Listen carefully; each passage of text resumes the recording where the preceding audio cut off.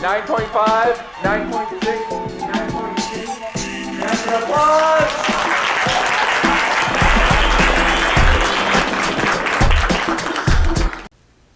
Things nobody tells you about bringing home the lost and found mermaid. So you bought the 50-pound bag of sand, kiddie pool complete with slides, did all the research on proper saline and chlorine levels to keep me comfortable. Would not let the dog nibble on my tail, brought me new bikini tops as if I would forget about the fishing lure scars river marking my torso forever, landmarking me to you. See, but it was only when the blue in my eyes had faded to gray that you finally asked me what was missing. To love me. Love me. You must grow me an ocean. You see, my heart, it beats like a mollusk, opening and closing, waiting for the perfect grain of sand to land on its tongue and begin to grow iridescent bubble. My heart, it is all gravity and pin bones, grenade shrapnel in this chest where they forgot to slice me a set of gills. I have been trying to correct this anatomical fault ever since, but I never meant to become a landmine of a body, to love me. Imagine the air being drawn out of your lungs. Imagine your body crumpling like a piece of paper in the hands of a God invisible. You must understand that I am willing to commit small suicides than endure this cycle of malfunction, would rather steal my own voice than have someone else do it for me, that this is how mermaids are caught. Swimming too close to the surface, the warmth of the sun, it is so seductive on our salt-burned skin, but we are always mistaken for manatee. You must understand that this life, it never gets any easier. So if you can never love me, if I turn out to be more maintenance than majesty, turn out to be a Coney Island wash-up instead of your Disney princess Ariel, you must understand, when it comes to survival, nothing should be taken personally. Thank you.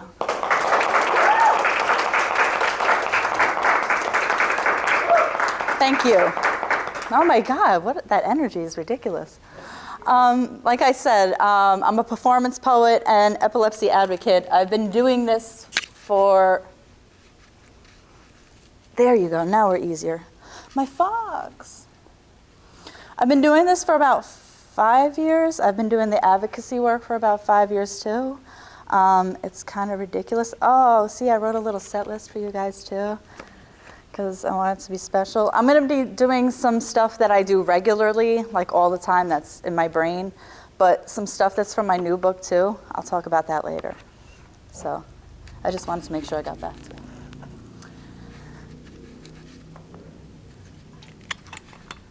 Awkward silence.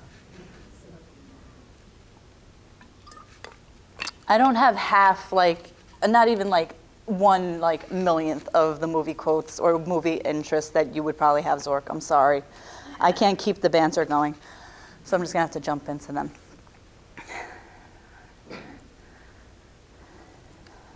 You are all grown up now. Little brother in a man's body, only a few apartments away, farther than we have ever been in our entire lives. Side note. Blood that has been thinned too many times with gin and tobacco will run just as quickly as water. Yesterday, I thought I spotted you in our apartment complex parking lot, and I felt my body lock with a thick-fisted fury, felt my blood burn with all of the ugly I have been tempted to carve into your car door. Side note, I am Harley Quinn. Without her makeup, her laughter, her bombs. You see, I sat beside you in the intake office, witnessed you unzip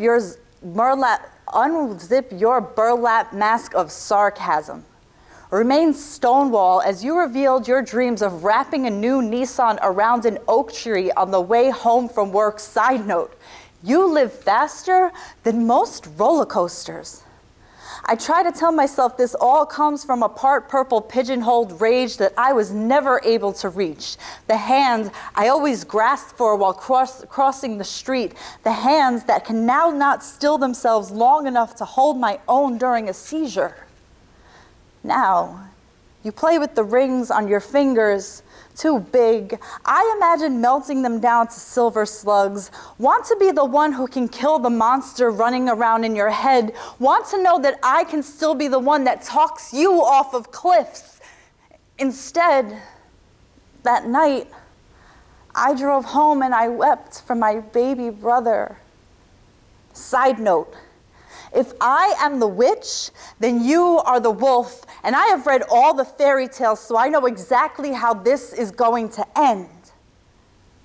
Baby brother, the next time that they lock you away, it will not be in a tower. See, I have read all of these fairy tales, so I know that this is how it always goes with family. I am too much Harley Quinn to not know how to stop loving the wicked.